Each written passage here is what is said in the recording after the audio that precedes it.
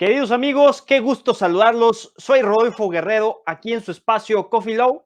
Te pido que agarres un café, algo que te dé esta potencia, porque nosotros pues vamos a hablar de un tema que seguramente te va a interesar muchísimo. Vas a crear una reflexión junto con nosotros. Y bueno, pues sin más, comenzamos. Y bueno, es un gusto tener aquí a dos muy buenos amigos, dos referentes en este tema que vamos a hablar sobre las fake news, la protección de datos y la transparencia. Bueno, pues nos acompaña mi buen amigo Salvador Romero Espinosa. Él es comisionado ciudadano del ITEI, institución pionera de la transparencia en el estado de Jalisco a nivel nacional. Bienvenido, mi estimado Salvador.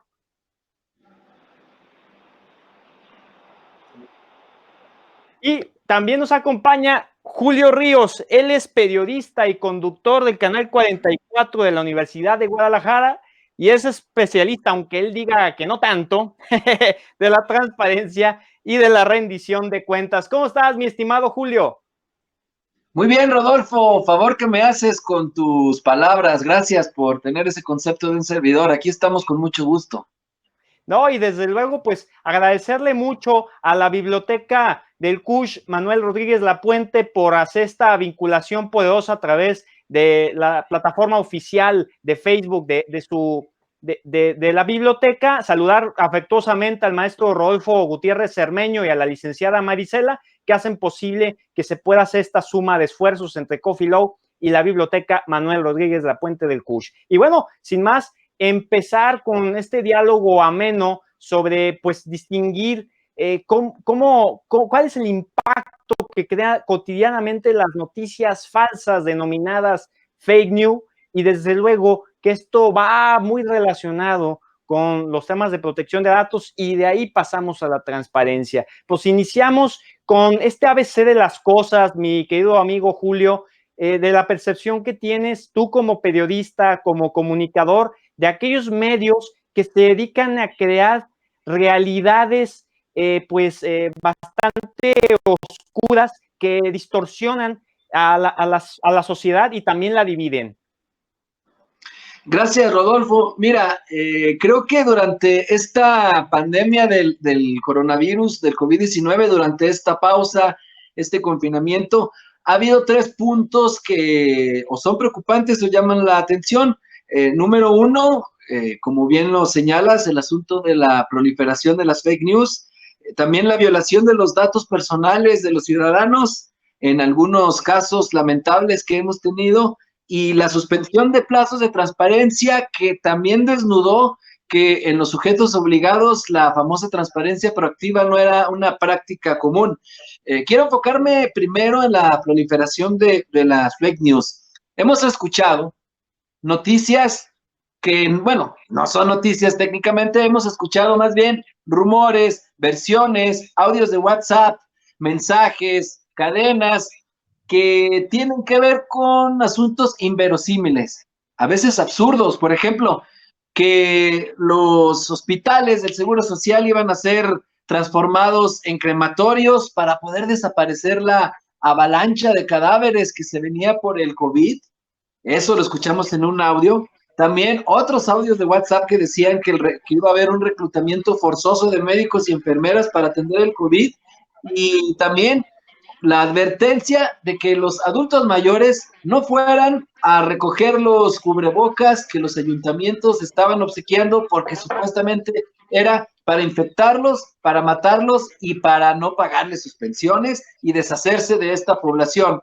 Todo este tipo de rumores, de fake news, atentan contra la salud y la integridad de las personas. Es decir, ¿cuántos de estos que se creyeron la noticia falsa no fueron por los cubrebocas? Y eso probablemente les puede causar una afectación al infectarse. También me preocupa que muchas de las fake news van enfocadas a alentar la versión conspiratoria de que no existe el famoso coronavirus, de que es parte de una conspiración económica de las potencias mundiales y que incluso hasta hay quienes dicen que como no existe, el gobierno te da 20,000 pesos si tú aceptas firmar una carta para que a tu pariente que fue víctima del COVID-19 lo pongan como tal. Es decir, que en el acta de función pongan que esa fue la causa de muerte. Son noticias disparatadas. Déjame decirte, querido Rodolfo, amigas y amigos que nos ven a través de este esfuerzo tan plausible que es Coffee Low, que en las épocas de crisis es cuando más se disparan los bulos. Los bulos es la palabra como se le comunica comúnmente a los fake news, y hoy particularmente con la pandemia del COVID se ha vuelto susceptible. La desinformación, la propaganda calumniosa no son nuevas. Salvador, Rodolfo, viene desde tiempos inmemoriales. Incluso hay un manual que está publicado por el International Center of Journalism que se llama Breve Historia de las Noticias Falsas, de Julie Posetti y Alice Matthews, y ahí narran que desde que Marco Antonio conoció a Cleopatra, Octavio lanzó una campaña de propaganda de noticias falsas en contra de Marco Antonio con el fin de arruinar su reputación. En aquel tiempo, obviamente, no había Twitter, no había Facebook y tampoco había imprenta. ¿Cómo se hizo esa campaña de fake news? Con monedas, Rodolfo, auditorio. Estas monedas se distribuían y ahí pintaban a Marco Antonio como un mujeriego, como un borracho y como un títere de Cleopatra. Esa fue la forma con la que intentaban destruir su reputación. Octavio, al convertirse en el primer emperador romano en Augusto, pues vio que estas tácticas de noticias falsas le permitían pegarle a sus rivales y fue así como pudo afianzar un control para poder vencer al sistema republicano de una vez por todas. Y así fue como estas fake news han ido evolucionando. Con la imprenta, por ejemplo, ahora se permitía tener folletines, hojas volantes que se tiraban debajo de las puertas. Y claro, como es hoy, detrás de todas estas campañas había dinero. Hay que recordar que era más caro imprimir en el siglo XIV y XVI. Tú me dirás, por cierto, ¿hasta cuánto tiempo tengo? Porque para no extenderme, mi querido Rodolfo. No, Pero muy bien. ya casi para cerrar las ideas, estas fake news entonces han ido evolucionando. ¿Por qué son tan exitosas las fake news? Primero, porque apelan al morbo, porque lo que ahí te Claro. presentan son fantasías que son más emocionantes que la vida real. Pareciera ser que a las personas no les satisface en totalidad las versiones oficiales, como que les parecen más aburridas y quieren versiones más emocionantes. Pero hay algo de fondo, la desconfianza hacia la clase política, la desconfianza hacia las instituciones, que también hay que decirlo y hay que admitirlo, durante décadas han sido los gobiernos, han sido los funcionarios públicos quienes forman parte de un grupo especial de propagación de fake news. Es decir, también ellos han abonado a la desconfianza y por eso la gente ya no les cree y busca otras fuentes alternas que no siempre son las mejores. La gente no duda la nota, la gente explota ese morbo, siente esa adrenalina que todos tenemos de compartir un chisme, y ese es el problema, le da clic rápido y ya empiezan a compartirlo.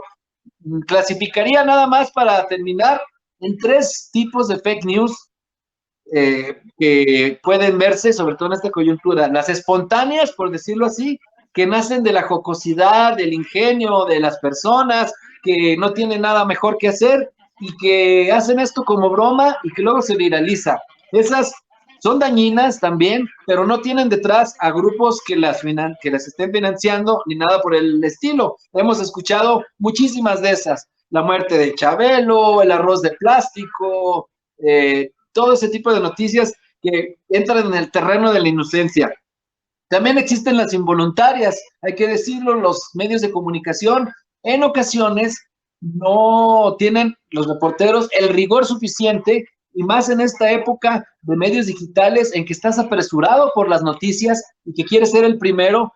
Ha habido casos muy lamentables en los cuales los medios de comunicación, todos han incurrido, bueno, casi todos han incurrido en esto, y avientan, como se dice en el argot, una noticia que resulta luego ser falsa o al menos imprecisa. Digamos que esas son las involuntarias. Y por último, las premeditadas, que son todavía las peores, porque esas buscan dañar deliberadamente a una institución, a un gobierno, a un candidato, por ejemplo. Son muy comunes en las campañas. Algunas son fabricadas por medios de comunicación sin escrúpulos. No sé, quizás los más viejos recordarán una revista que se llamaba Alarma, que era muy tremendista y que a veces se señalaba que tenía noticias o hasta fotos montadas. la revista Duda, que era una revista pseudocientífica que también inventaba versiones disparatadas, y pues no nos vayamos lejos, el famoso chupacabras fue un montaje de varios medios de comunicación, una gran fake news, una gran noticia falsa.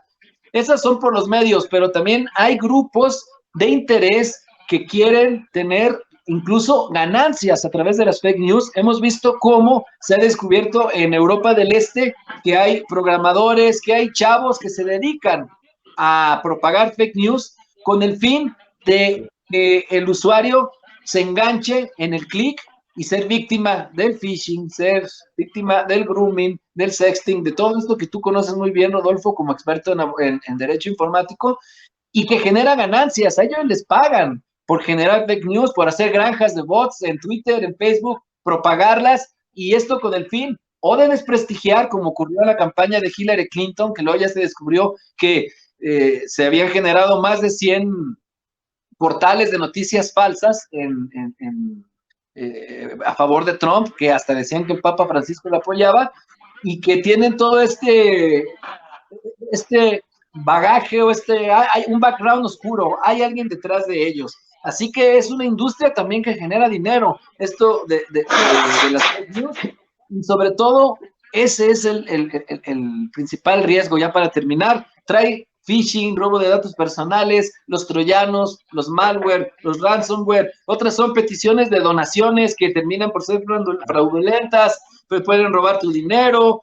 Así que hay que tener mucho cuidado con las noticias falsas. Si tienes duda de que es demasiado espectacular esta información, lo que yo recomiendo siempre es que googlees. Si de veras la noticia es tan buena y es real, no va a haber ningún medio de comunicación que niegue tenerla. Si la noticia es real y realmente impacta, todos la van a tener. Así de sencillo. No es cierto que los medios se esconden.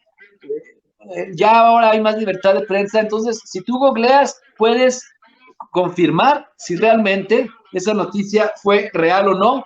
Hay que seguir solamente medios serios, hay que hacer una rutina mediática, es como la comida, nosotros tenemos horarios para los alimentos, igual, hagamos un horario para informarnos, y cuando lo hagamos así, no vamos a ir a cualquier puesto de tacos que nos encontramos en la esquina con el riesgo de enfermarnos, vamos a ir a un medio serio que tiene este profesionalismo para informarnos. Eso es lo que yo recomendaría, porque no solo está el daño a la integridad y a la salud por no ponerse el cubrebocas al caer víctima de estas noticias, sino también el riesgo de que te roben tus datos y de que tengas un daño incluso a tu patrimonio, Rodolfo. Esa sería la primera parte de mi exposición.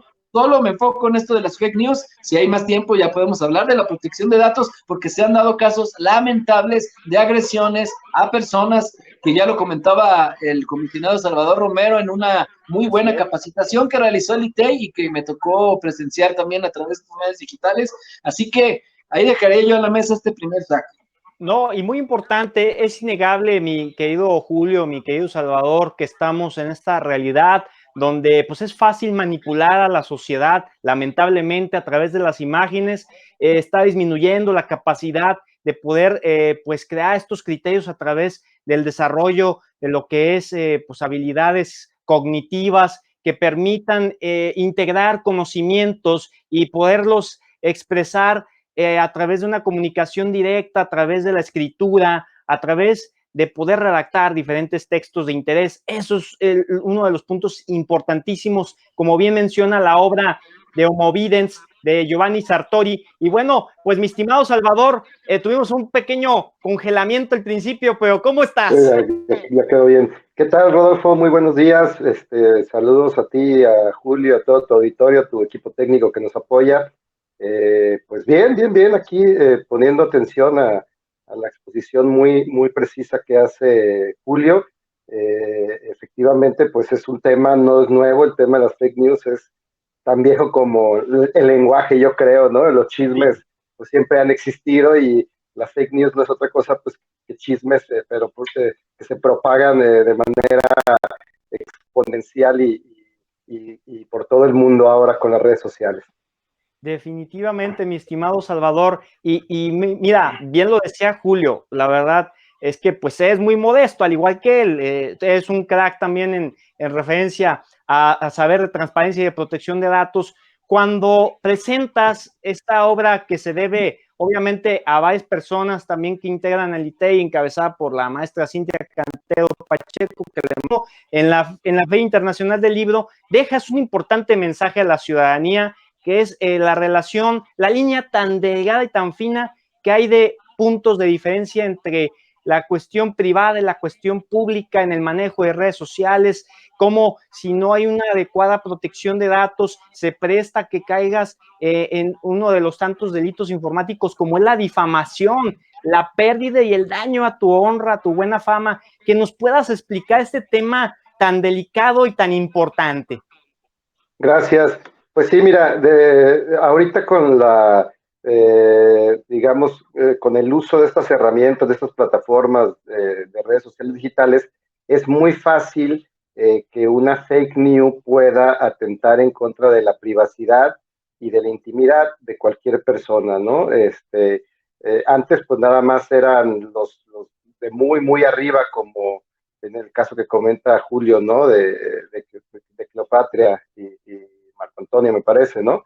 Pero ahora ya cualquier persona está expuesta a ese mismo tipo de difamación en un momento dado, basada pues en cuestiones que, bueno, es que hay que diferenciar, ¿no? El tema de la privacidad puede darse, o la violación de la privacidad o a la intimidad de una persona en redes sociales puede darse de dos grandes formas. La primera, a partir de información falsa, o sea, literal de fake news, y la otra a partir de información cierta, pero que en ningún momento existió ni la voluntad ni la autorización del titular de la información para que se revelara.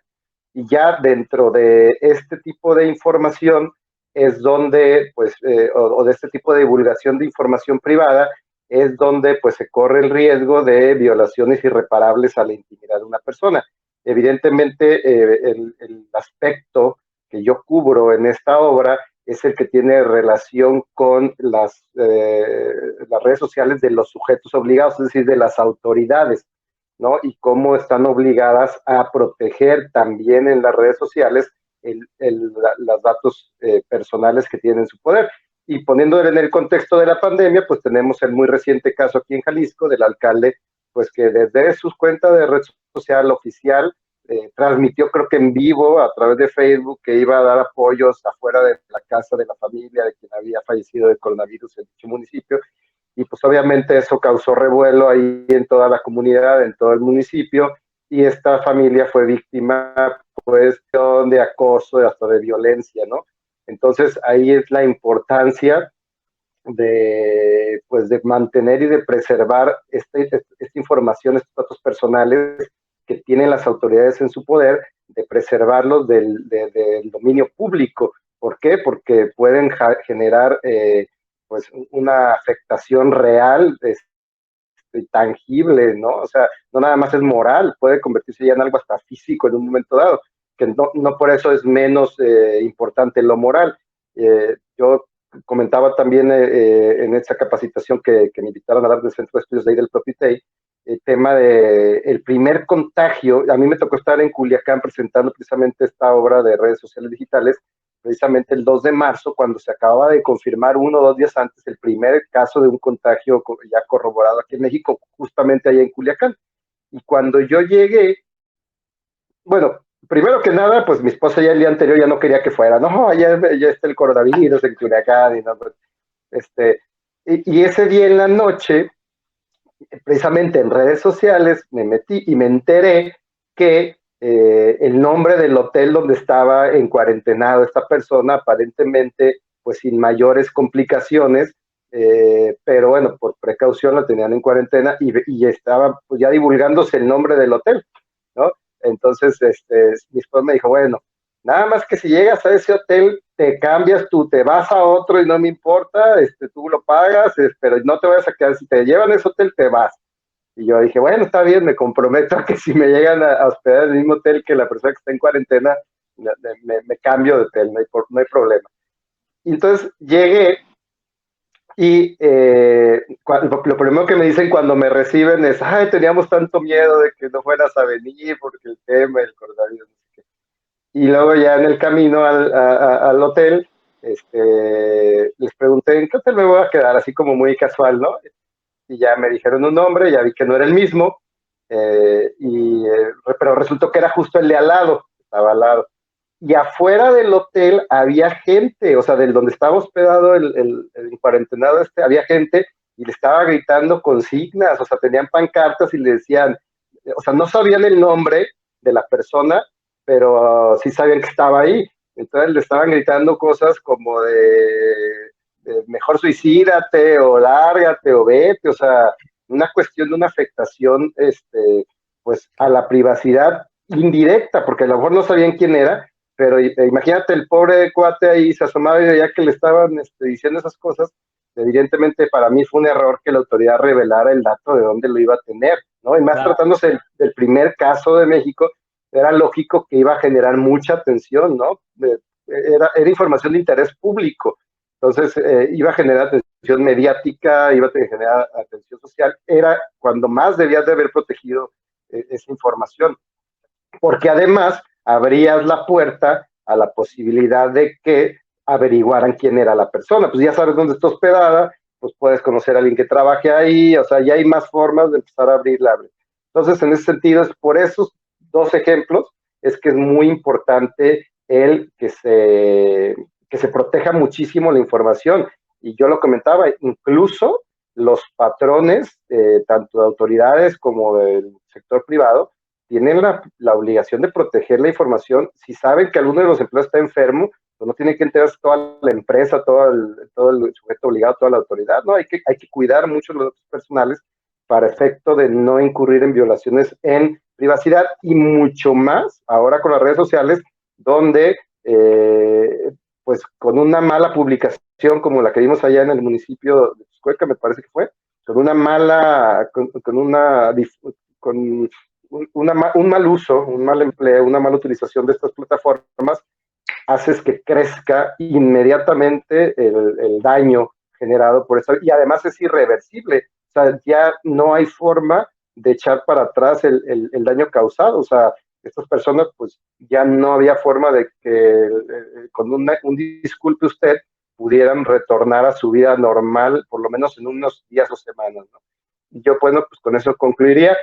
Nada más, ahorita que estaba también comentando Julio, ayer me comentaba un buen amigo que su esposa, ellos viven en Estados Unidos y me comentaba un buen amigo que su esposa le pidió que hablara con su suegro, o sea, con el papá de ella, porque no creía el señor en el coronavirus y no quería tomar ninguna precaución, que decía que todo era un complot. Entonces, tuvo que mandarle información, hablar con él y convencerlo de que sí existía. Entonces, de ese tamaño es el riesgo de la desinformación hoy en día, ¿no? Que porque él ya había visto no sé qué, ya había leído no sé qué, ya había no sé qué. Entonces, creo que el caldo de cultivo principal de las fake news está explicado por la ciencia. Hay un libro que se llama Pensando rápido y pensando lento, que te explica muy bien eso. Hay una heurística que se llama de confirmación, pues en inglés dicen los gringos confirmation bias, que tú instintivamente buscas fuentes de información que confirmen lo que tú ya crees. O sea, no utilizas las redes sociales ni internet para buscar algo en lo que no crees, sino que tú instintivamente estás buscando fuentes que confirmen lo que tú ya crees que es verdad. Entonces, primero formas tu verdad en tu cabeza y después buscas la manera de corroborarlo. Eso es como algo instintivo que tiene el cerebro humano en su funcionamiento, porque el cerebro humano parte de una premisa que no le gusta estar en la incertidumbre, entonces siempre busca certezas, pero las certezas primero muchas veces las construyes tú primero y después nada más las confirmas. Por eso las fake news son tan populares y tan fáciles de viralizar, porque si tienen información o contenido que está en la cabeza de mucha gente, es muy fácil que la gente lo cree. Claro, claro, definitivamente creas estas realidades que al final, estas realidades sociales que tú quieres que se tengan, son estos famosos chismes, rumores, y qué lamentable el caso que pues lo habíamos escuchado, habíamos leído con detenimiento, pero que tal vez nuestra audiencia no sabía nada al respecto, y también en lo que puedes caer en responsabilidad porque son datos sensibles que no deberías de dar a conocer. Bueno, pues bajo la premisa ahora ya de la protección de datos personales, que hay que recordar que hay dos leyes de protección de datos personales, de sujetos obligados y pues en posesión de particulares, pues mi estimado Julio, ¿qué nos puedes decir al respecto de lo esencial que es que cuiden sus datos las personas? Sabemos y lo hemos dialogado en directo que conduces en Canal 44, cómo es que las personas ponen datos sensibles incluso en las mismas redes sociales. ¡Qué calamidad! Sí, mira, es lamentable. Y a veces no solo está el desconocimiento de los ciudadanos, de nosotros como ciudadanos en la protección de nuestros datos en cuanto a lo que no debemos de hacer para no ponernos en riesgo, sino que tampoco conocemos a veces los procedimientos o a las autoridades a las cuales nosotros podemos acceder para ejercer nuestros derechos ARCO. A ver, pero también existe el problema de que los datos personales están siendo violados por quienes deberían de cuidarlos. También eso es una realidad. Y les pongo, ahí ya estaba el ejemplo del alcalde que hizo esto de esta transmisión irresponsable, pero también hay otro caso en recientes días que trataré de no dar mayores detalles también para no incurrir en el mismo error, pero una persona de un municipio que no es de la zona metropolitana, fue trasladado a Guadalajara como positivo de COVID. Alguien dentro de esta clínica del Seguro Social graba el video de este traslado y el video empieza a viralizarse en WhatsApp y además un medio de comunicación local, imagínate qué grave que un medio de comunicación también lo haga, retoma ese video y lo publica. Entonces esto genera una serie de comentarios, insultos, ataques, frases que incluso aludían a algunos aspectos de su vida personal y los ligaban como un supuesto castigo de que por eso se había contagiado. Entonces comenzó la cascada de insultos, cuestionándolo, y a los parientes también en la calle los están agrediendo, porque en estos municipios sabemos, como decía aquella novela de Verónica Castro, pueblo chico, infierno grande, mi querido Rodolfo y Salvador. Entonces, imagínate qué daño están haciendo, y son los mismos. También en otro municipio, a alguien se le ocurrió tomarle la foto al expediente clínico, o mejor dicho, el diagnóstico positivo de un enfermo de coronavirus, y esto también se viralizó, con nombres, con todos los datos, imagínate, sin ningún tipo de nada de que estaban testados. Es decir, también no sabemos si fue un médico, una enfermera o quién lo hizo, pero están generando un gran daño a esta persona y a sus parientes, a sus familias. Hay que recordar que estos son datos sensibles de acuerdo con la ley correspondiente. Así están contemplados. Así que, pues, los medios de comunicación, aunque no sean posesionarios, no tienen en posesión estos datos personales, al estar difundiéndolos, por supuesto que incurren en responsabilidades. En los municipios pequeños y ciudades medias, no me dejará mentir el comisionado, se están violando los derechos de los infectados y de los datos personales, y hay un tema de discriminación terrible, de estigmatización y también de ignorancia de parte de los funcionarios, porque a veces algunos de estos alcaldes le llaman a personas que saben de esta área y, oye, ¿qué hago? En mi municipio está pasando esto, y no saben ni siquiera cómo proceder. Eso es gravísimo. Y creo también que la suspensión que se dio, en este caso, de las actividades en algunos órganos garantes, puede abonar quizá a la confusión. Ya nos han comentado, y el comisionado quizá puede agregar un poco, de que en materia de protección de datos no hay este tipo de suspensiones. En cualquier momento se pueden comunicar con el órgano garante, pero sí está preocupante, y pues ahí está la posibilidad de que se hagan procedimientos de verificación, que los órganos garantes tienen que hacerlo, de estas revisiones, para que vayan cuando haya una presunción de que alguien trató mal los datos personales, y esta es una ruta que el ciudadano puede tomar. Hay que acudir a los órganos garantes, pero también, si hay responsabilidades que ya entran dentro de lo civil, pues también hay que buscar un abogado para ver cómo resarcir el daño que se tuvo en los otros ámbitos de esta rama del derecho.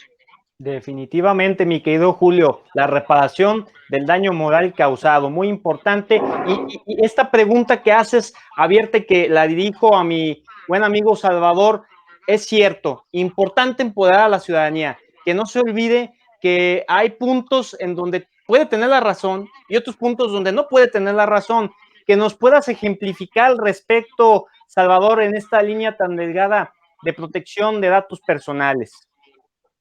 Mira, efectivamente es una línea delgada, porque justamente hace un par de semanas, para que vean otra de las caras, iba a decir de la moneda, pero creo que es más bien como un dado, ¿no? Tiene varias caras, más que dos.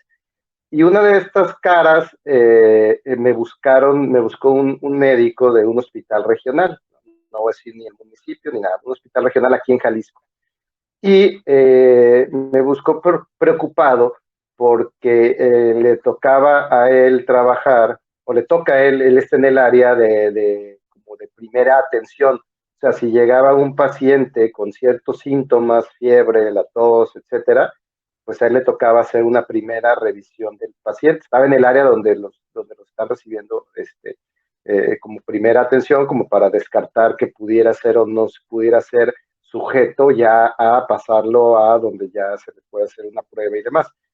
Y entonces él me buscó porque la indicación, o tenía superior, es que después de que se les hacían los estudios a quienes cumplían con un perfil de diagnóstico, había la instrucción superior, según me comentó él, de no hacerles saber a ellos si había alguien o no, cuál era el diagnóstico final derivado de la prueba. Entonces él decía, es que yo tengo que saber si estuve en contacto o no estuve en contacto ya con alguien enfermo, ¿no? Esto fue hace 2 semanas, todavía no había ningún confirmado en ese municipio, en ese hospital regional oficial. Pero bueno, pues él tenía una preocupación desde mi punto de vista muy legítima, porque ayer estaba viendo un anuncio en redes sociales justamente del gobernador de Nayarit, por ejemplo, que creo que en Nayarit el 40% de los casos que tienen confirmados allá es de personal médico, ¿no? Entonces, definitivamente creo que ellos pues tienen un legítimo derecho también de saber si ya estuvieron en contacto, si están en contacto con personas enfermas de coronavirus, para pues tomar también ellos las precauciones en caso de que empiecen a sentir algún tema de síntoma y demás. Entonces, pero bueno, pues esta fue una medida que tomó el hospital precisamente para evitar el caso que comentó Julio, ¿no? Que se filtran fotos ya del diagnóstico positivo y no saben quién fue. Entonces, entre menos manos pasen, uno de los grandes retos que se tenían y que se trató de cubrir con las leyes de protección de datos personales en posiciones de sujetos obligados, la general y las estatales, fue precisamente eso, acotar lo más posible la cantidad de manos por la cual pasa un dato personal, para efecto de que si hay una divulgación no autorizada e irresponsable de dicho dato, se pueda acotar la investigación a la menor cantidad de servidores públicos posibles, que eso antes de la ley general y de la ley estatal de protección de datos personales era casi imposible, porque cuando había una filtración, pues resulta que 50 o 80 personas tenían acceso a esa base de datos, entonces era muy difícil acotar la investigación y encontrar un responsable. Actualmente no tenemos, hasta donde yo tengo conocimiento, no tenemos una denuncia formal por violación a la ley de protección de datos personales derivada ahorita de la pandemia, pero pues evidentemente que estos temas de dominio público nos obligarán a tomar, una vez que acaben esta suspensión en la que estamos, nos obligarán a tomar medidas para hacer revisiones o procedimientos de verificación oficiosos, sobre todo en aquellos municipios o sujetos obligados en que hayamos detectado, si bien no haya denuncia formal, pero que hayamos detectado que hubo un mal manejo de los datos personales de estos contagiados, de estos enfermos, o incluso pues en el caso de este municipio que ya comentamos, de un deceso, pues podamos hacer la investigación correspondiente. Vamos a analizar si llega alguna denuncia, y si no llega, pues creo que nos va a dar pauta para iniciar algunas verificaciones oficiosas por parte del instituto. Definitivamente, bueno, es un tema que tiene varias aristas y nos llevaría todo un programa. Afortunadamente, para todos los que nos están viendo y escuchando, tuvimos una plática hace ya un par de meses con Salvador, donde pueden encontrar este material disponible en coffeelow.mx. Un ameno diálogo, por cierto, cuando todavía estaba abierto. Esperemos muy pronto regresar a Radio QC de la Universidad de Guadalajara, ¿verdad, mi estimado Salvador? Sí, todavía se podía dar abrazos y ya ahora que concurrir. ya no es lo mismo. Pero bueno, hablando de la transparencia, para no dejar de lado este importantísimo elemento que a final de cuentas va interconectado con las otras dos cosas que hemos hablado y que nos han explicado a detalle, pues la transparencia, los límites, cómo aplicar eso, esa es la pregunta. Julio, ¿qué te merece este concepto de la transparencia y cómo en verdad debe de entenderlo la ciudadanía?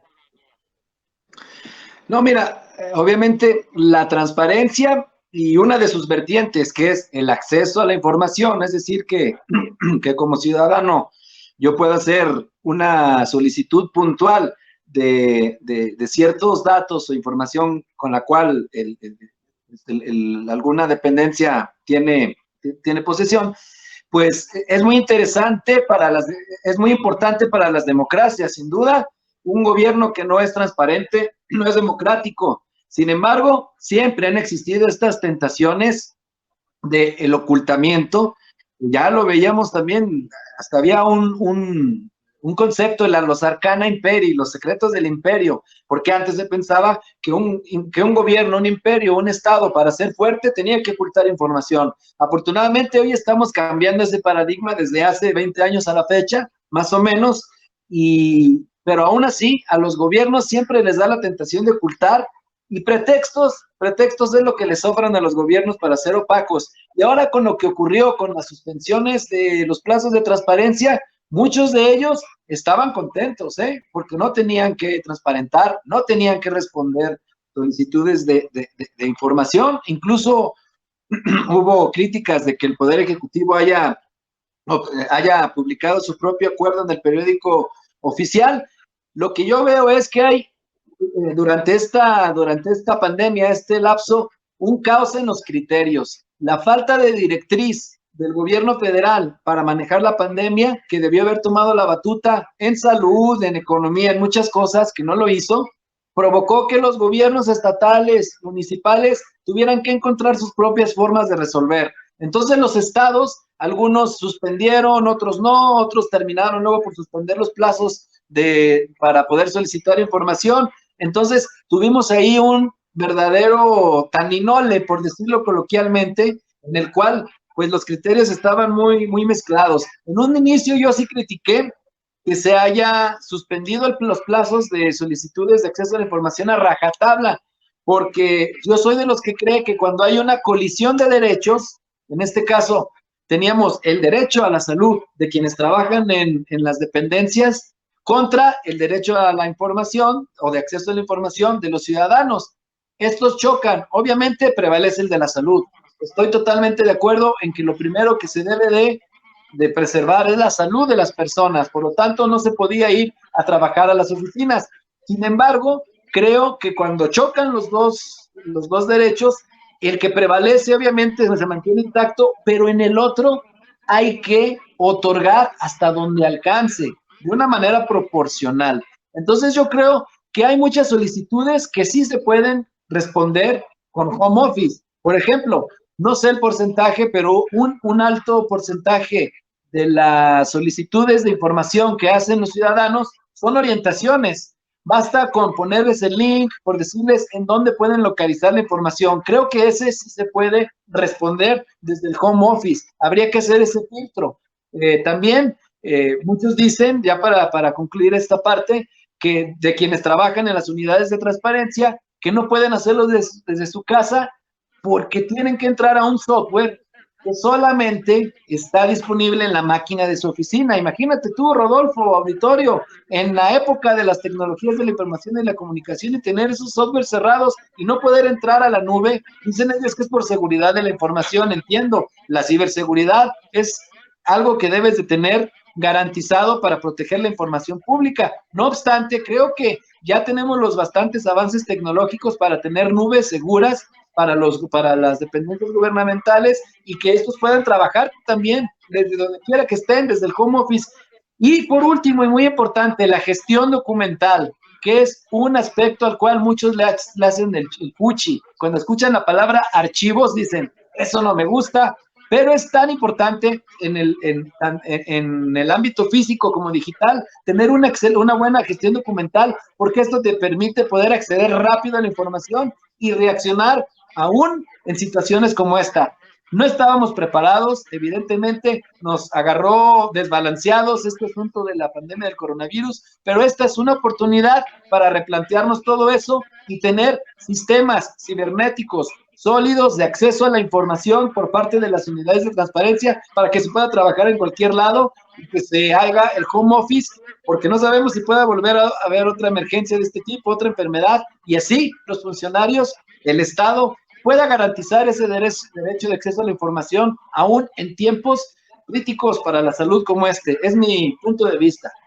Importantísimo lo que mencionas, estimado Julio. Bueno, hay que recalcar cómo de un momento a otro, pues a raíz de la pandemia, fuimos muchos años hacia el futuro, algunos dicen hacia el 2030, de un momento a otro, donde sí, tienes toda la razón, es importante considerar la nube, es importante considerar el cifrado de datos, pero es importante también saberlo de ti, mi estimado Salvador, sobre estos límites que tiene la transparencia. Sabemos que en la vida cotidiana existe manipulación y existe censura, pero también sabemos que existe un gobierno abierto que permite la evolución de los poderes del Estado para que la ciudadanía pueda entender ese lenguaje que a veces solamente es para algunos pocos y en verdad sea una democracia.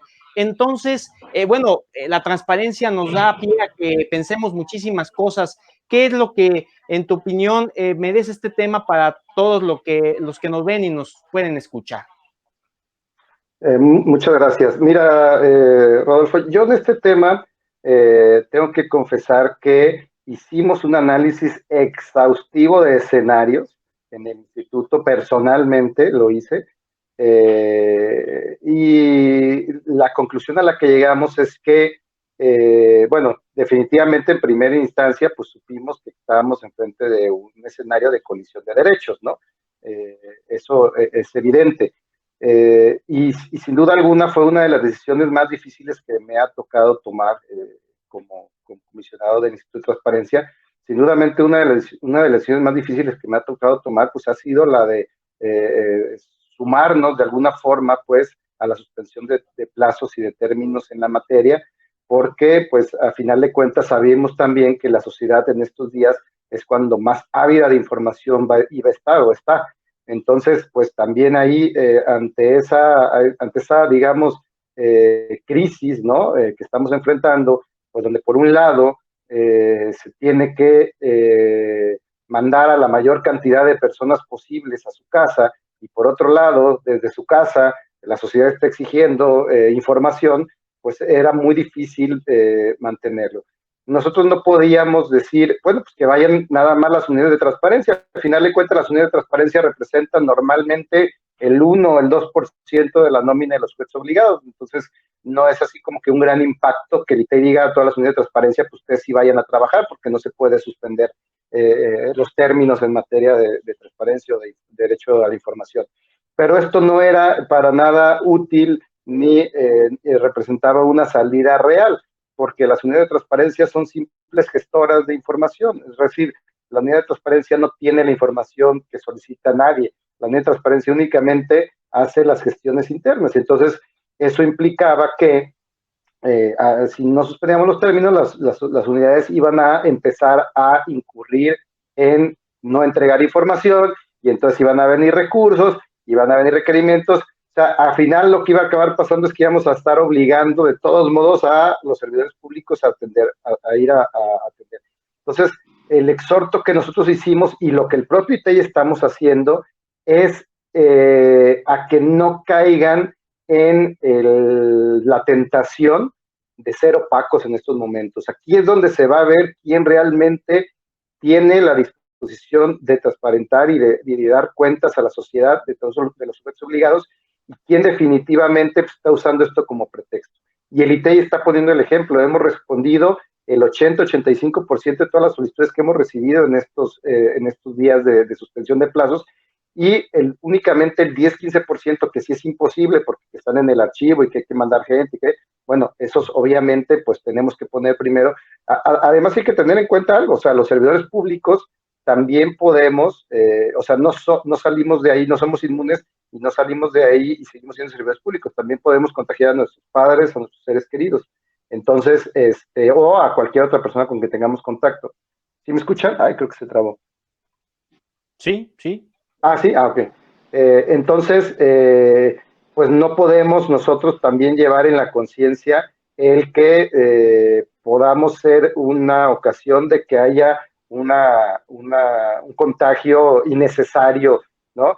Yo lo he comentado varias veces, no significa que que hayamos suspendido un derecho humano, que estemos dejando inactivo un derecho humano, no. El derecho a la información está vivo, existe, y lo único que estamos haciendo es lo mismo que hacemos los sábados y los domingos, ¿no? Simplemente en un impasse que va a diferir un poco el que la gente tenga toda la información que quiere en sus manos. Pero a final de cuentas, toda la información nos vamos a encargar de que toda la información que se solicite, que sea pública y que se deba de generar en estos días, llegue a las manos de cualquiera que la solicite. A lo mejor me dicen, es que lo importante es tenerla en este momento. Bueno, pues también hay que poner, o sea, entiendo yo eso, pero a final de cuentas en la balanza no puede pesar más que la vida, ahorita la transparencia, ¿no? Primero la vida y después vamos a garantizar. Malo sería que le dijéramos al gobierno, ¿sabes qué? Puedes dejar de documentar todo lo que pasa en la pandemia. Eso sí sería la suspensión de un derecho humano. Todo se está documentando y todo se va a acabar entregando a quien lo pida. Solo estamos pues en un impasse que nos pone en una situación en que tenemos que poner estos dos derechos en la balanza. Importantísimo, pues, este ameno diálogo que hemos tenido contigo, mi estimado Salvador, contigo, mi estimado Julio, y pues el mensaje final en 2 minutos para cada uno. Me gustaría mucho poder profundizar más tiempo, pero los voy a comprometer a un episodio número 2, si están de acuerdo, mi estimado Salvador, mi estimado Julio. Cuando guste, sí. Por supuesto, será un honor. Bueno, entonces comenzamos contigo, mi estimado Julio, posteriormente con Salvador. Su mensaje para nuestra audiencia en este mensaje de cierre sobre el tema que nos reunió sobre las fake news, la protección de datos y la transparencia en tiempos de COVID-19. Empezamos contigo, mi querido Julio. Muy breve, como a manera de conclusión, hablamos primero de las fake news. Ahí hay que tener mucho cuidado a qué enlace le damos clic, no solo porque nos desinforma y que estas fake news están alentando la hipótesis de que no existe el coronavirus y eso va a provocar que mucha gente se contagie, sino también porque nos pueden robar nuestros datos personales o nos pueden robar, hacernos el phishing, datos financieros, etcétera, al darle clic e infectarnos de malware. También el asunto de la protección de datos, bien lo dijo el comisionado, ahí están los órganos garantes para hacer estas solicitudes de los procesos de verificación, que ojalá se hagan oficiosos, es algo que tendremos que aprender después de la pandemia. Y por último, de la transparencia, yo celebro que los órganos garantes después hayan llamado a estos exhortos para que los sujetos obligados sean proactivos. Sin embargo, creo también que hay muchos municipios, que hay sujetos obligados pequeños que no le entienden a la transparencia proactiva, porque ni siquiera cumplen con las obligaciones de información fundamental. Es ahora cuando estamos viendo cómo en la transparencia proactiva, que es una figura que está contemplada en el artículo 56 de la Ley General de Transparencia, estamos también en pañales. Ojalá luego podamos transitar, imagínate, como otros países, donde la transparencia proactiva se refleja en herramientas digitales como aplicaciones en las cuales tú puedes ver si la medicina que buscas está o no en la farmacia pública. Eso sí es gobierno abierto, por ejemplo. Ojalá que pudiéramos llegar a esos niveles de transparencia proactiva, pero ahora estamos en pañales y creo que derivado de esta pandemia es una oportunidad para replantearnos, para tener mejores sistemas de gestión documental informática y por último, entender que la transparencia proactiva es muy útil, tener la información que le interesa a la gente y olvidarnos también de estos portales de transparencia que ya son anacrónicos, parecen catacumbas donde uno le hace el arqueólogo para buscar a la momia. Necesitamos información que la gente entienda y que le parezca pertinente y que haga suya y que sea muy útil para su vida cotidiana. Gracias, mi estimado Julio. Estimado Salvador, tu conclusión, tu mensaje.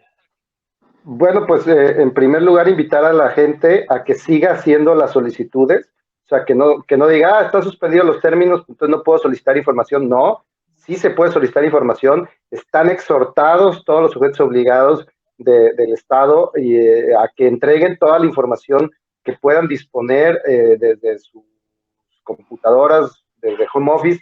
Como bien dijo Julio, pues esto está exhibiendo las carencias en las que definitivamente están muchos sujetos obligados, eso es algo innegable, y también está exhibiendo un vacío legal, pues que la ley jamás estuvo pensada en una situación de esta naturaleza, no tenemos excepciones previstas para este tipo de circunstancias que nos permitan abrir los plazos para cierto tipo de solicitudes sí, ¿no? De información y cierto tipo de solicitudes no.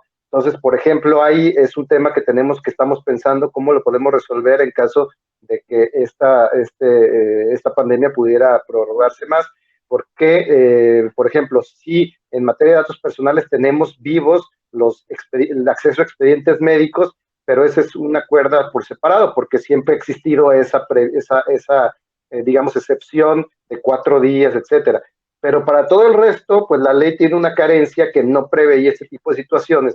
Entonces, pero eso no impide que los jueces obligados estén entregando la información que se les está solicitando. Entonces, mi invitación sería, uno, que hagan las solicitudes, todas las que quieran hacer, las hagan de una vez, no se esperen a que se establezcan los términos, porque es muy probable que les respondan antes de eso. Y dos, que cuiden mucho sus datos personales, que no los difundan, no los distribuyan, no los suban a redes sociales, donde están, bueno, en teoría deberían estar en su casa, pues, pero si están enfermos de algo, si tienen síntomas, etcétera, cuiden sus datos personales, porque si son ustedes el primer gran filtro de ese tipo de información y pues es importante que sepan que se pueden utilizar en contra pues de su propia privacidad y de su propia seguridad. Gracias, estimado Salvador. Totalmente de acuerdo contigo, mi estimado Julio. Importante reflexionar al respecto. Y bueno, qué bueno que han aceptado la invitación que Coffee Law SC, doctor Jorge Fernández Ruiz, hace en coordinación también con la biblioteca del CUSH Manuel Rodríguez Lapuente de la Universidad de Guadalajara, pues para volver a hacer estos encuentros bondadosos hoy para toda la comunidad que nos ve de profesionistas, de estudiantes y, por supuesto, la ciudadanía, que es sumamente importante e invaluable. Pues muchísimas gracias, agradezco al maestro Salvador Romero Espinosa, comisionado ciudadano del ITEI. Muchísimas gracias, mi estimado Salvador. Gracias a ti, Rodolfo, y saludos a todo tu auditorio y un abrazo para mi estimado Julio.